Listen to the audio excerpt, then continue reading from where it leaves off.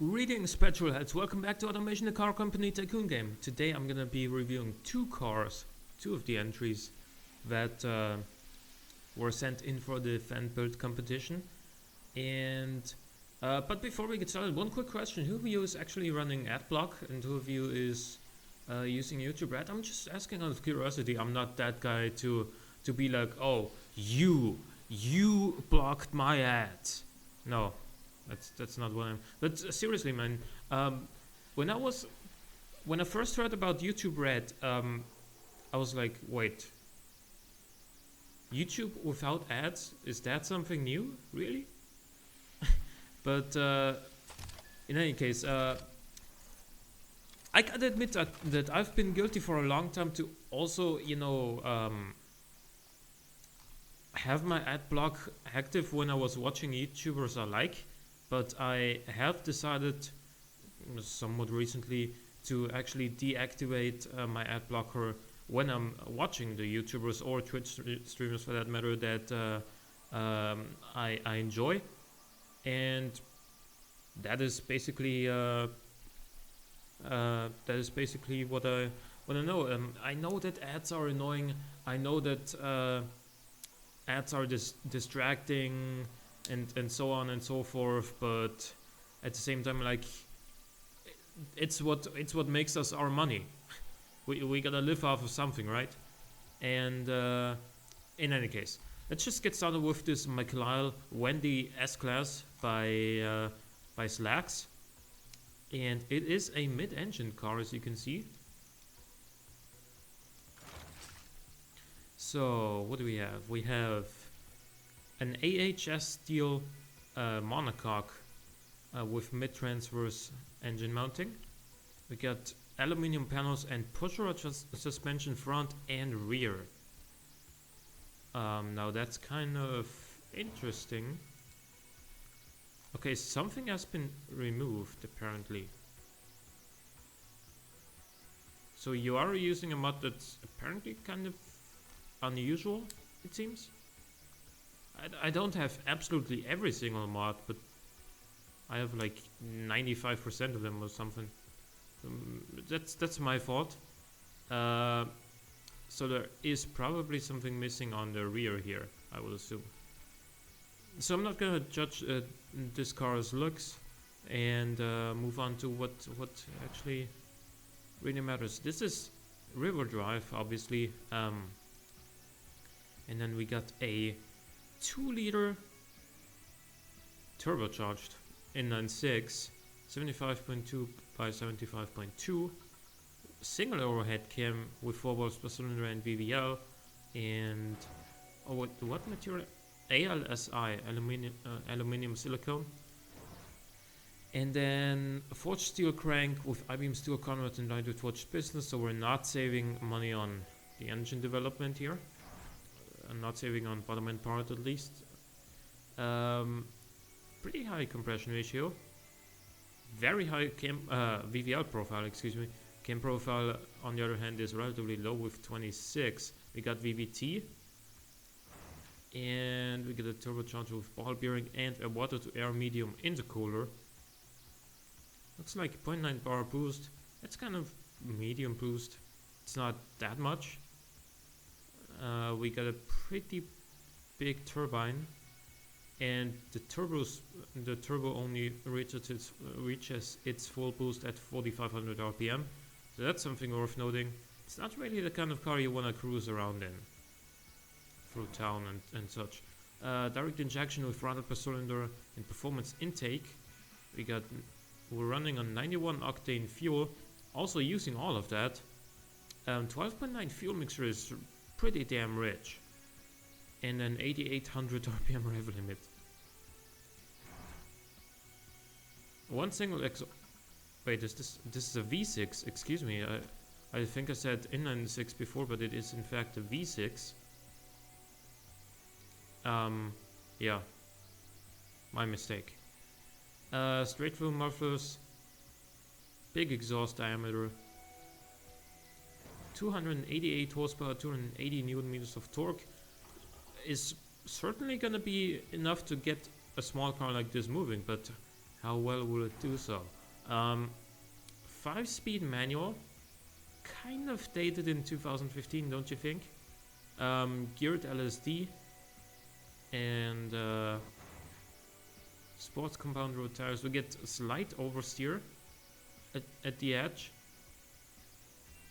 Possibly not the best thing for an entry-level sports car that you expect, young, unexperienced drivers to buy. But it's got magnesium rims. That's something you can brag about to your friends.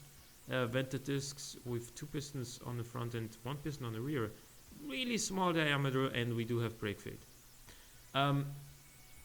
You see, oftentimes what I did is I went for carbon ceramic brakes and then really small diameter in a light car like this, because it doesn't produce any brake fade, and carbon ceramic brakes are just really strong, and they can stop light vehicles like these with just ridiculously low diameters. But these are not carbon ceramic brakes, and you should watch out for the brake fade in any case, even if you're using carbon ceramics. Yeah, because these are not enough to reliably stop this car without the brakes kind of fading. And you don't want to, when you're pushing this car, trying to impress one of your friends in the passenger seat, you don't want to have that moment where, oh shit, my brakes stopped working. Yeah, you don't want to have that moment. And it's got a downforce under tray. It looks like pretty balanced downforce, front and rear. And cooling airflow is actually a little bit insufficient. We have a lot of brake airflow because the discs aren't big enough. But I'm guessing that the cooling airflow would be enough if that fixture on the rear existed. It's my guess, at least. Standard interior with -2 quality, standard infotainment, no power steering, but every other available driver assist, including launch control. Now that is interesting. Like if you're gonna go for power steering, for a car without power steering, I should say, it makes the impression that you wanna have a car that's kind of a purist car, right? It doesn't have power steering, so you can feel every little detail in the steering and whatnot. But if you're gonna do that, I mean, I understand ABS because it also greatly enhances performance, but traction and stability control you could do without in such a purist car, and especially launch control. It must be really weird with a 5-speed manual to kind of operate launch control. What do I know? Basic safety is also kind of subpar. Safety is still at 37.4, so it would pass the whatever they call the NCAP crash tests. But I wouldn't wanna be inside this car when a really bad crash happens. Active sport springs and semi-active dampers. That's good. And the suspension is slightly oversteery, and also we have a good amount of bottoming out. So both these things affect drivability quite negatively. But I mean, bottoming out doesn't give you a bonus in sportiness, but the lower ride height does, and the oversteer, or at least the sporty nature of the handling, shall we say, gives it the boost. So we are getting from 0 to 100 kilometers an hour in 4.3 seconds, despite kind of significant delay in as far as the turbo spool up time goes. Like, it only comes in at 4,500 RPM, and that's kind of pretty late. But again, it revs to 8,800 RPM, so it can do with it. It can do with it. Oh, that's the wrong track. Let's go for the effort track.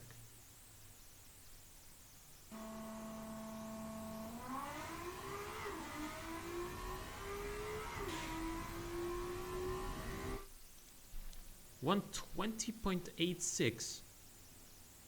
So it seems that this handling graph apparently still makes really good performance. But I think you could shave off some more time if you tweaked it to be a little just slightly on the understeery side. But the I honestly can't believe the performance this thing just did.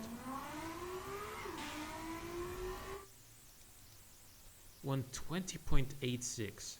Holy cow. How much does it cost? It costs, well, 25k with a 10% markup. So this is actually marketable, and it does really well in light sport and in track.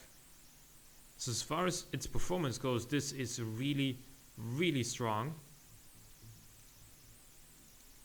Not totally sure on the design, but again, there's fixtures missing, so those could really have an impact on my feel about the aesthetics. But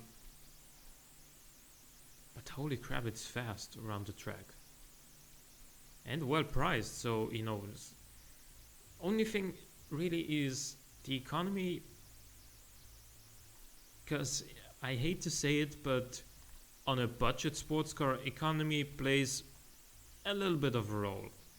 Not very much, but slightly, and this might be a little bit too much. That's the only thing I can really criticize this car for, though, other than the fact that the ride height could be a little bit higher, but then again it would probably be a little bit slower on the track. So this is really made for performance. I'm curious to know if it's gonna be about maximum performance. Why doesn't it have power steering? It should make the car faster, doesn't it?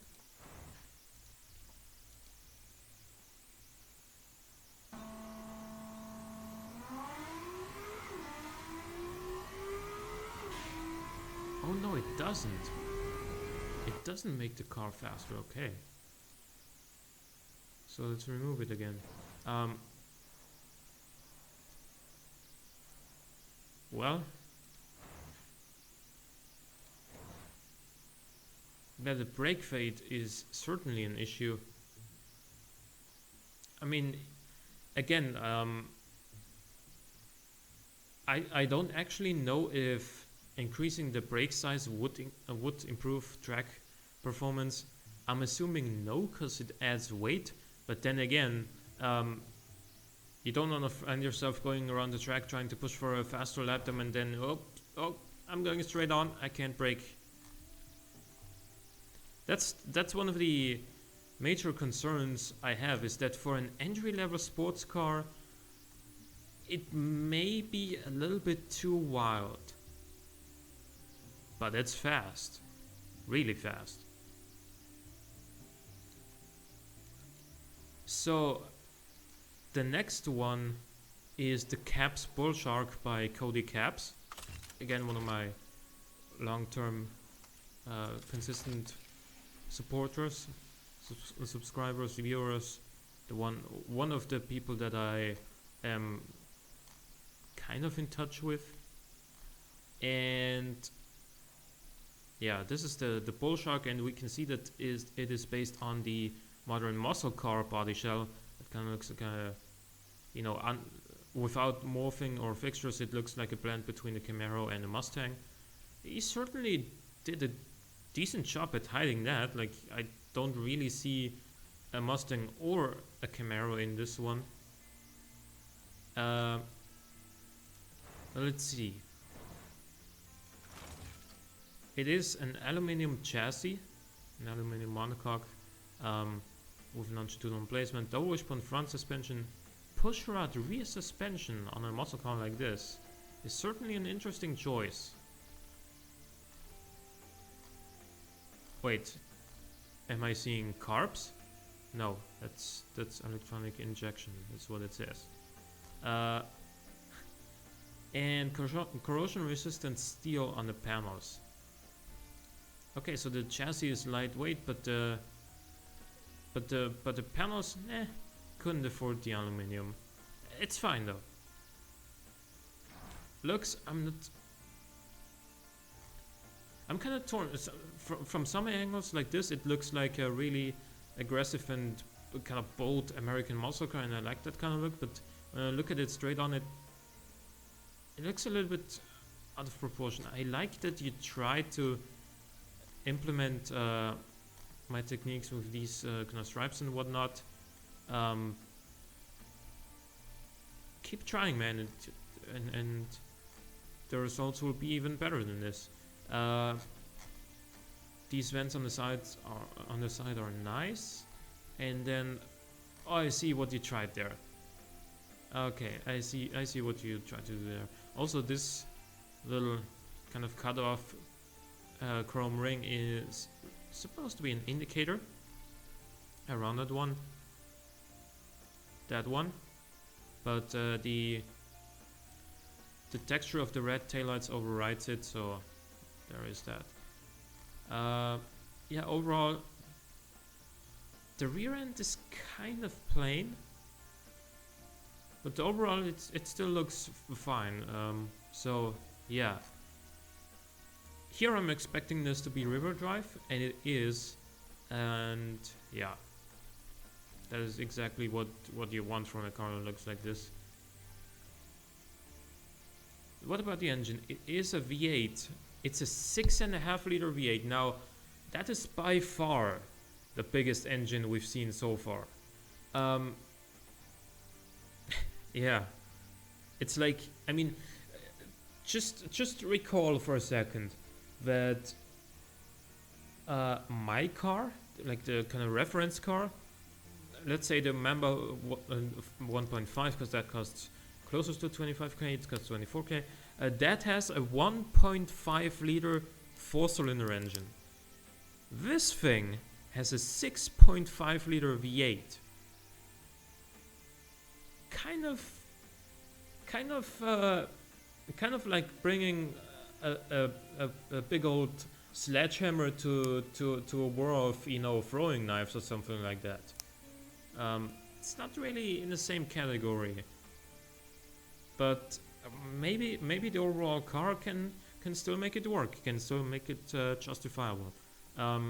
We got an overhead cam with 2 valves per cylinder, cast iron block and head to make it cheap, but however that'll also make it heavy, and since the engine is up front, that'll mean less traction for the rear wheels, probably.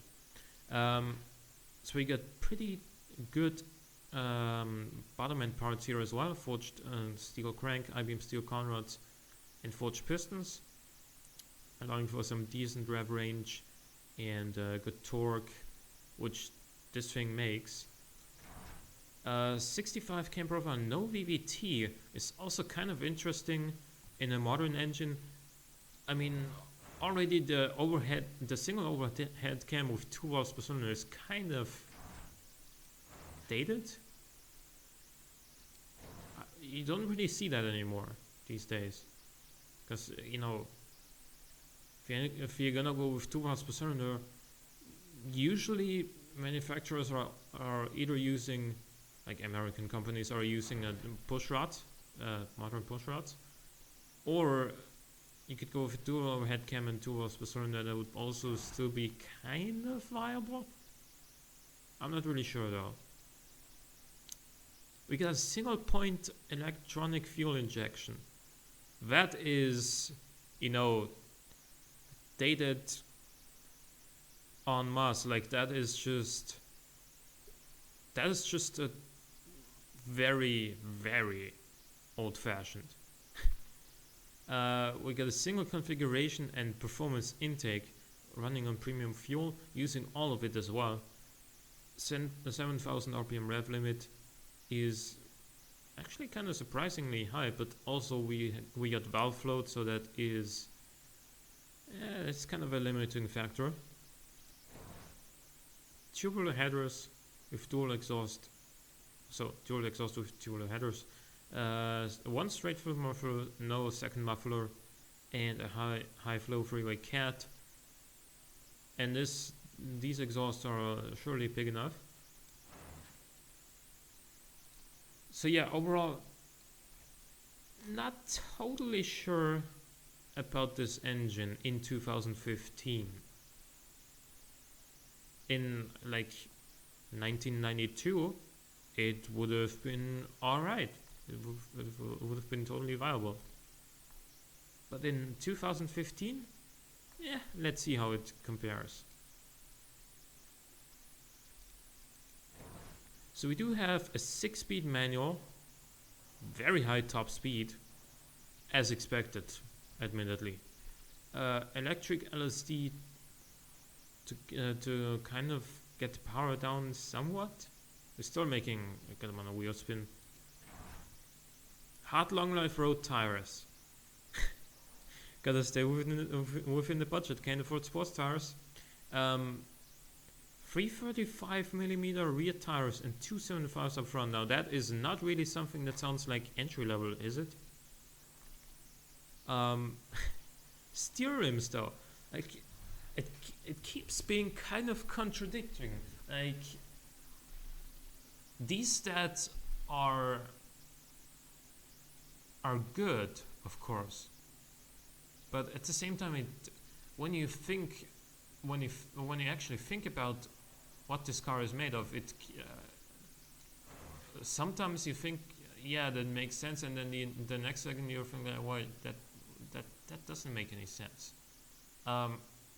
It's got vented discs front and rear with two pistons front and rear. Got a little bit of brake fade, not very much though. No under tray. Cooling airflow is sufficient. Don't need brake outflow. -4 quality. Now that'll have an impact not only on the top speed, also on the economy, which is already, not that good, to put it politely. 4 seats, basic interior, basic infotainment, basic safety. Don't need anything other than a big engine, huh? But all driver assists. Yeah, including launch control. And I guess if you want to have your launch control with the manual gearbox, go ahead, but wouldn't be for me. Active sport springs and semi-active dampers, and then a pretty sharp suspension setup, especially as far as the dampers go. Holy crap, those front dampers are really, really stiff. And then the ride height is appropriate. Do we get bottoming? Yeah, it's just low enough. It's just high enough that we don't get any bottoming out. So overall numbers: 1,628 kilograms, making it by far the heaviest car here in the competition. So far, at least. We haven't seen all the cars yet. There's one more to come. Drivability is 45, which is kind of surprisingly good. And then sportiness is 55.6. Kind of unexpectedly good, like considering what's under the bonnet, and the fact that we're running push-rod rear suspension and an electric LSD, so can't really go wrong with that as far as sportiness is concerned. Price, yeah, 24,800 without a markup, so it would be slightly higher with the 5% markup that I asked for, but it's still okay. It's 1K above. That's fine. I'll tolerate that. Performance: 4.8 seconds from 0 to 100, and quarter mile is actually really good. I mean, again, kind of expected. Top speed, again, expected. But what does it do around the track? Can it put its massive power down?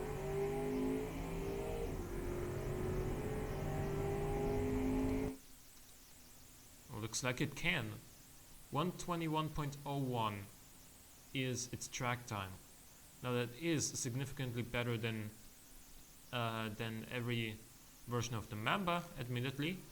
However, this just isn't the same kind of car anymore. What you've built is a kind of Mustang GT competitor, but on a cheap. It's a Challenger RT competitor on a budget. That's more what this feels like.